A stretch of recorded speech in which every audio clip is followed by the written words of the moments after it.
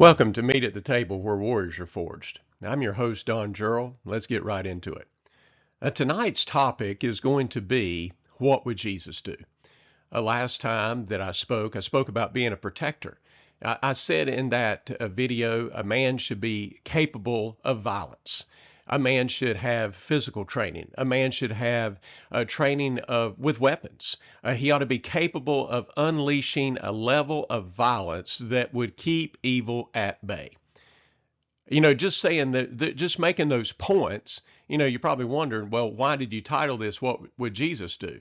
And the reason for that is because the things that I shared in the last episode and the things that I just shared things I just shared just a few minutes ago, basically is very controversial with the church today. All right. The church today, is just sitting back. The church today is being very passive. Babies are being killed in the womb every single day. Schools are pushing genital mutilation. Evil is running rampant. And where's the church? For the most part, and I'm not saying all churches and I'm not saying all Christians, but a vast majority today basically are standing around the campfire, holding hands, singing Kumbaya, while the world goes to hell in a handbasket. And why?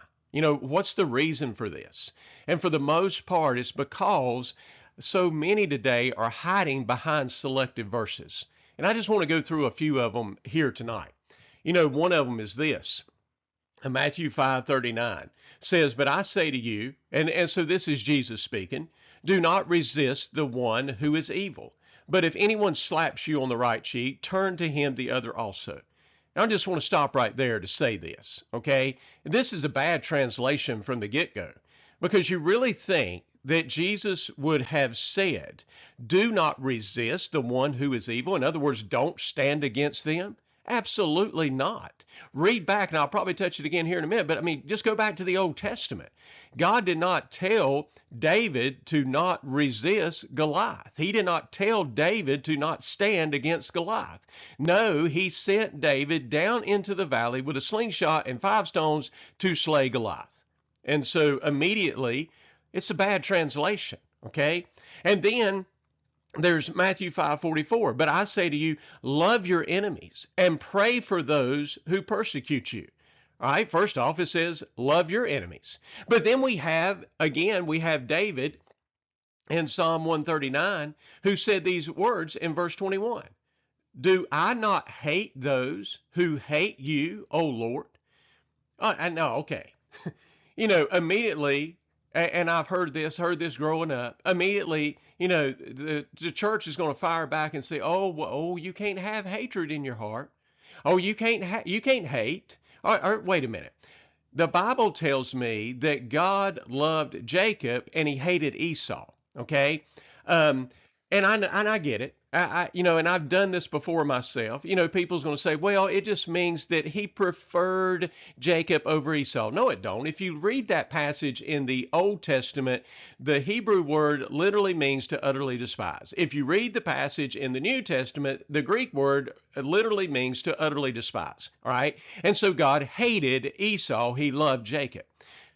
Why would God hold us at a standard that was higher than himself? I'll let you think on that one. All right. And so, again, David said, "Do I not hate those who hate you, O Lord? And do I not loathe those who rise up against you?" He goes on to say this, "I hate them with complete hatred. I count them my enemies." Then he says, "Search me, O God, and know my heart. Try me and know my thoughts. And see if there be any grievous way in me, and lead me in the way everlasting." In other words, David is saying what he just said. All right, what he just said when he said he hated those that hated God. He is saying, as far as I'm concerned, this is not a grievous way. All right, this is not a grievous way. And God said concerning David, "I have found me a man after my own heart." All right, let me go on to another one. Romans chapter 12, verse 19. "Beloved, never avenge yourselves, but leave it to the wrath of God, for it is written, 'Vengeance is mine, I will repay, saith the Lord.'" All right, and that's true. And Paul is writing this. Paul is quoting an Old Testament passage, but again, Let's give an Old Testament passage. Because in 1 Samuel chapter 30, David returns to the city of Ziklag. The Amalekites have came, they burned the city, and they took the women and the children. And so in 1 Samuel chapter 30, verse 8, David inquired of the Lord, shall I pursue after this band? Shall I overtake them? He answered him, pursue, for you shall surely overtake and shall surely rescue. Okay, so vengeance does belong to the Lord. I'm not saying that it don't. Vengeance does belong to the Lord. But in this situation, God carried out vengeance against the enemy, against the Amalekites, by the hand of David. All right, so let's move on to another one. Romans chapter 12, verse 21.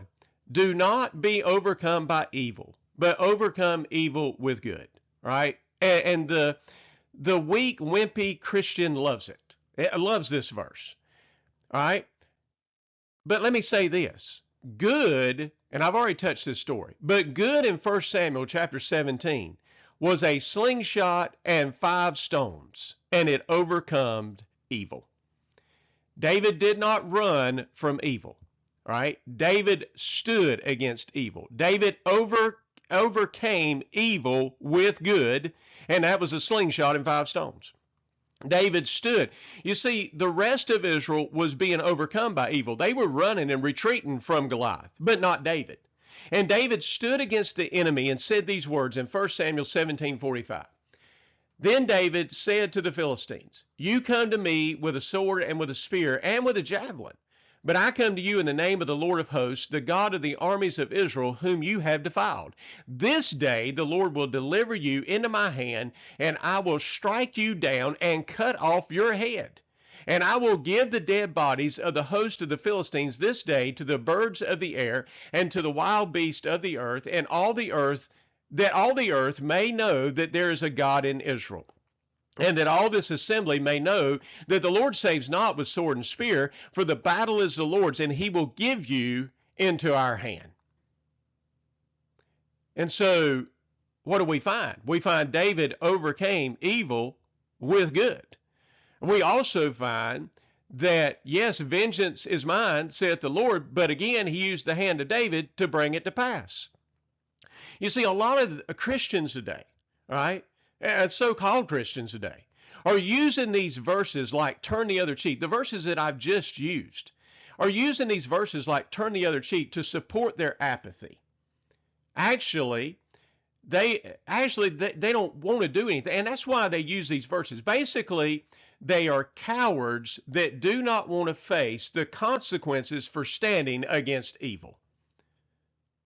But the same Bible that they use to support their apathy also says this in Ephesians chapter 5, verse 11.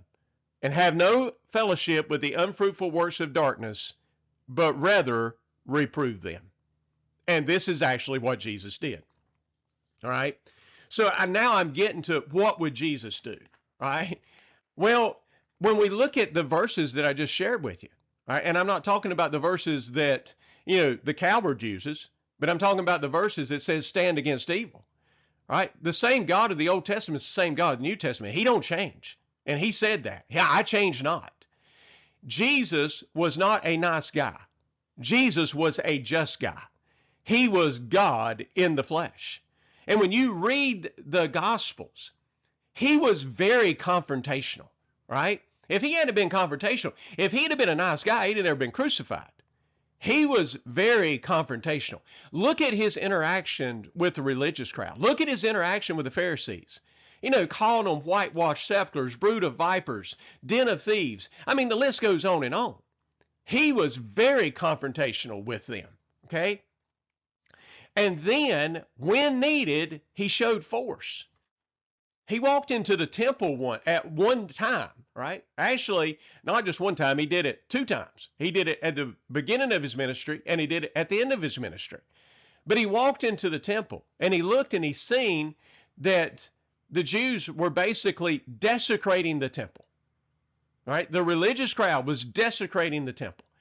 He didn't, say, well, I'm just going to love them through it. No, he didn't do that. He didn't say, well, I'm just going to pray about this. No, he didn't do that either.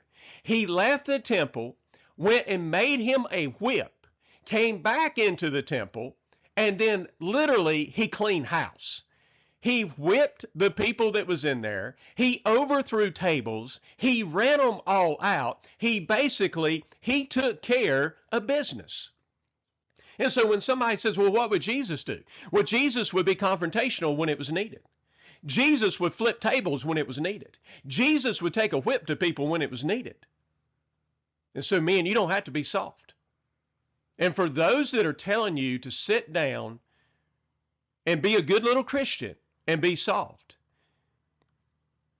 you just ignore them, right? They're sissies for Jesus, and that's not what God called you to be. That's not what God called us to be. God called us to be warriors, and so let's be warriors. Anyway, I think I'll end with that one this evening. Thank you for tuning in to Meet at the Table, where warriors are forged. If you like the content, please click the like button, subscribe, turn the notification bell on so you won't miss any of the content. And with that, listen, be a warrior for Christ. I'm your host, Don Jurl, signing off.